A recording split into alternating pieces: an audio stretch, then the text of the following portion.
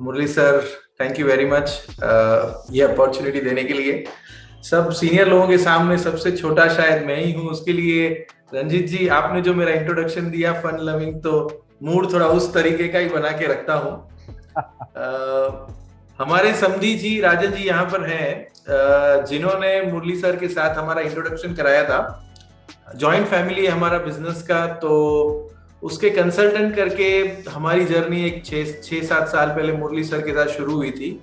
फिर कंसल्टेंट कब दोस्त बन गए और मेरे कोच बन गए मुझे भी पता नहीं चला। हम लोग कुछ दिन पहले जब मैं और मुरली सर मिले तब हम याद करने की कोशिश कर रहे थे कि मतलब ये ट्रांजिशन सिर्फ बिजनेस से बहुत पर्सनल और अंगत लेवल पे हम लोगों का कुछ कनेक्शन हो गया।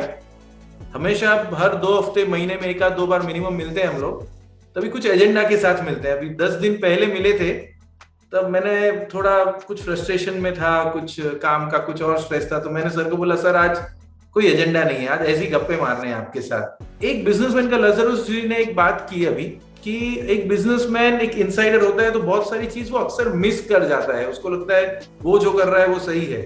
तो मैं भी यंग एंटरप्रेन्योर, तो मुझे भी वही लगता था। तो वो बहुत डायरेक्शन कि कहाँ तुम सही हो, कहाँ गलत हो, कहाँ किस तरह से कर सकते हो, मैं अवेयर था लेकिन कॉन्शियसली अवेयर नहीं था। और जॉइंट फैमिली के बहुत सारे दूसरे प्रश्न भी होते हैं, वो बहुत सारी चीजों की क्लैरिटी मुरली सर ने मुझे दी है। कुछ एक दो इंसिडेंट जिसमें उन्होंने मुझे काफी गाइड किया था। रियल एस्टेट हमारे फैमिली का जो एक बिजनेस है जो मैं संभालता हूँ, उसमें एक बहुत डिफिकल्ट सिचुएशन आया था। मतलब एक बड़े फेमस पॉलिटिशियन के साथ का कुछ विषय और था जिसमें बहुत स्ट्रेस हो गया था मुझे। सर को मतलब मैं रात को 11 बजे सवेरे 7 बजे ऐसे भद्दे भद्दे वक्त पर मैंने सर को फोन करके बहुत परेशान और किया था। लेकिन वो सिचुएशन 1 महीना तक चली और उसमें जो उन्होंने गाइडेंस दिया मुझे और जो तरीके से पेशेंटली शांति से पॉजिटिवली मैं बाहर आया, मेरा उनके साथ अच्छी, वो पॉलिटिशियन जो मेरे मतलब बहुत ही अगेंस्ट में और उनकी पूरी टीम और थोड़ी अगेंस्ट में थी, कैसे थोड़ा थोड़ा सर की गाइडेंस से उनके साथ दोस्ती करके बहुत स्मूथली वो जो विषय था उसको सॉल्व किया। वो मुझे मतलब डिस्टिंक्टली याद आ रहा है sir, thank you very much for that occasion. और वैसे ही काफी गवर्नमेंट ब्यूरोक्रेट्स के साथ हमारा मुलाकात होती है, तो उसमें किस तरह से उनको सॉफ्ट स्किल्स, उनके साथ लोग काम की बातें और वैसी टाइप की बातें और करते, कैसे उनका एक सॉफ्ट साइड को टच करके आप उनके पास से अपना काम अच्छी तरह से करवा भी सकते हो। मतलब फिर उनके लिए कुछ गिफ्ट में लोग महंगी महंगी घड़ियां पेन ये वो ले जाते हैं, लेकिन सर ने एक बहुत बढ़िया एडवाइस दी थी मुझे कि आप मिलने जाते हो ना तो उनको अच्छी किताबें बुक आप गिफ्ट करो।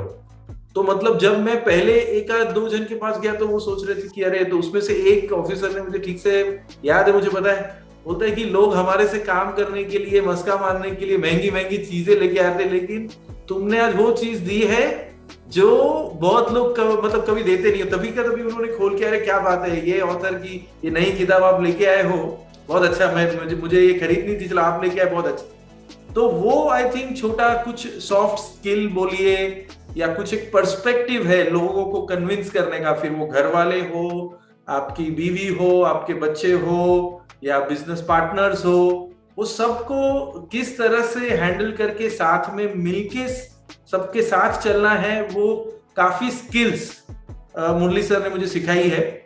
और मैं मतलब ऐसे ही बहुत टाइम उनको बोलता हूँ कि सर मतलब अभी बहुत दिन हुए, पहले कोरोना के टाइम पे हम ऑनलाइन और मिलते थे, तो मैंने बोला सर वो मतलब मैं थोड़ा वो देसी स्टाइल वाला आदमी हूँ शायद, मुझे वो 1-on-1 मीटिंग वाला टच और वो मिस करता था। तो अभी थैंकफुली पिछले 6 महीने से हम लोग रेगुलरली मिल रहे हैं। और कुछ मतलब मेरी वाइफ भी मुझे वो हमेशा मुझ पे चिढ़ती रहती है कि तेरे जितने सीक्रेट तू मुरली सर को बताता उसके आधे भी मुझे पता हो, तो तेरे बारे में कितना कुछ चीजें पता चल जाए। तो वैसा हमारा कुछ अलग रिश्ता है, बॉन्डिंग है। एंड आई प्रे सर कि आपकी ये जो नई जर्नी आप शुरू कर रहे हैं वो आपकी पुरानी जर्नी से भी और इंटरेस्टिंग और एनर्जेटिक हो, और उसका डेफिनेटली मैं एक हिस्सा बनने की कोशिश बिल्कुल करूंगा। And best of luck. Thank you.